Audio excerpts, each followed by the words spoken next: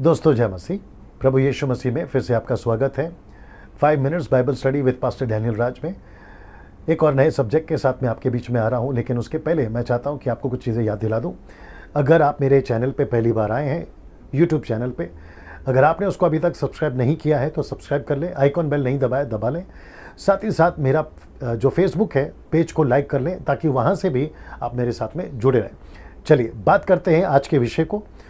आज का जो विषय है वो बड़ा इंटरेस्टिंग है और वह है आशीष के लालची मसीह। मैं रिपीट करता हूँ, आशीष के लालची मसीह।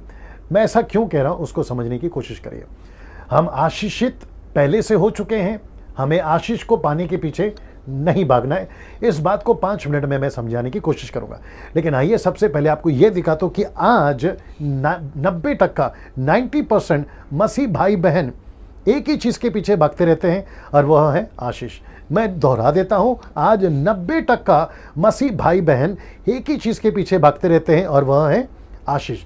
चाहे उनका चर्च का पास्टर हो, उनसे प्रार्थना कराते हैं, चाहे कन्वेंशन का स्पीकर हो, उनसे प्रार्थना करवाते हैं, चाहे कोई देसी विदेशी सेवक हो तो फ़ोन के माध्यम से या मैसेज के माध्यम से उनसे प्रार्थना करवाते हैं कि आशीष दे दो, मेरी नौकरी को आशीष, मेरे बिजनेस को आशीष, मेरे घर को आशीष, मेरे परिवार को आशीष। मेरा प्रश्न है, क्या हम इसी के लिए प्रभु में आए हैं? तो आपके बीच में एक उदाहरण रखता हूँ। पहले 40 साल जंगल में इस्राएलियों का एक उदाहरण। आइए इसको देखते हैं कि पौलुस ने कैसे कहा था। पहला कुरिन्थियों उसका 10वां अध्याय वचन 5 से 6 में पहला पढ़ते हैं फिर बताते हैं। लिखा है, परंतु परमेश्वर उनमें के बहुतेरों से प्रसन्न ना हुआ।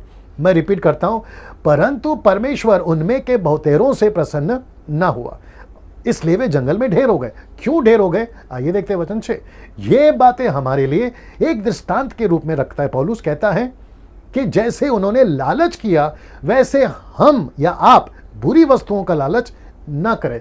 इसका मतलब है पैसे का लालच, नौकरी का लालच, बिजनेस का लालच, वीजा का लालच, ऑस्ट्रेलिया, अमेरिका, यूके, है ना, इन सभी जगहों का जो लालच दिखाकर या लालच में आकर आप मसीह बनते हैं ना, ये उसकी बात हो रहा है। तो ऐसे अगर आप करोगे तो वचन कहता है कि आप जंगल में ढेर हो जाओगे, जैसे वे ढेर हो गए थे ना। इसको देखिए, याकूब की किताब उसका 4:3 क्या कहता है, देखते हैं। तुम मांगते हो और पाते नहीं, इसलिए कि बुरी इच्छा से मांगते हो ताकि अपने भोग विलास में उड़ा दो। तो दूसरे शब्दों में मैं जो अगला स्लाइड रखने जा रहा हूं उसको बड़े ध्यान से देखिएगा। हमने उद्धार इसलिए नहीं पाया था कि मजे की जिंदगी जिए, बल्कि हमने उद्धार इसलिए पाया था कि प्रभु के राज्य में काम आ सके। अगर आप लालची बनकर इस वचन के अनुसार आप मांगते रहोगे तो वचन कहता है याकूब 4:3 आपको नहीं मिलेगा। मैं रिपीट करता हूं, आपको नहीं मिलेगा। कम से कम मैं तो ऐसी प्रार्थना करना आजकल 5-6 साल से मैंने बंद कर दिया है। वो इसलिए क्योंकि हमारा मकसद मजे मारना नहीं है, हमारा मकसद है उसके राज्य को बनाना ना। इसको देखिए, हमें क्यों आशीष चाहिए या हमको क्यों चाहिए आशीषें? हम यीशु मसीह में पहले से आशीषित हैं। कहाँ लिखा है? देखिए, गलातियों की किताब उसका 3:29 में, यदि तुम मसीह के हो तो अब्राहम के वंश और प्रतिज्ञा के अनुसार उसके वारिस हो। तो जब आप पहले से आशीषित हैं तो आप आशीष के पीछे क्यों भाग रहे हो? एक उदाहरण और रखता हूं बिलाम का। आप सभी जानते होंगे, एक राजा था बालाक, उसकी इच्छा तक कि बिलाम आए और इस्राएलियों को श्राप दे। गिनती की किताब उसका 23:8 से 11 में। तो उसने कहा, बिलाम ने कहा, मैं कैसे श्राप दूं, वचन 8 में, मैं कैसे श्राप दूं जो पहले से आशीष के हकदार हैं। तो सोचिए, अगर इस्राएली उस वक्त में, परमेश्वर उनके बाहर रहता था, बाहर से आता था, बात करता था, तो अगर उनको इतना संभाल सकता है, आशीष दे सकता है, आज तो परमेश्वर आपके और मेरे अंदर है। हम तो उसकी कलीसिया हैं, हम तो उसके दुल्हन हैं, हम तो उसकी नई वाचा के लोग हैं। वी आर द एम्बेसडर्स, राजपदधारी याजकों का समाज, हम सब कुछ हैं। तो सोचिए आप पहले से कितने आशीष के हकदार होंगे। अब अंत में 2 वचन आपके बीच में रखूंगा। मत्ती की किताब उसका 6:25 जो कि कहता है, इसलिए मैं तुमसे कहता हूं, यीशु कहता है कि अपने प्राण के लिए चिंता ना करना कि हम क्या खाएंगे, क्या पिएंगे, और ना अपने शरीर के लिए कि क्या पहनेंगे।